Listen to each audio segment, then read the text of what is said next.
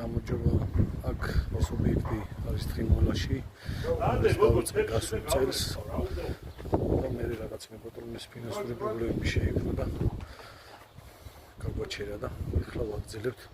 უბრალოდ აქ უნდა დავასხა ახლა ურაგანი. ეს ნიადაგი აქ დამუშავებული იყო, ახლა დავასხა ურაგანს, შეხედეთ რამდენი ახლა ბალახია მოსული. ხვალ მე მებოტრონე წყალს ჩართავს.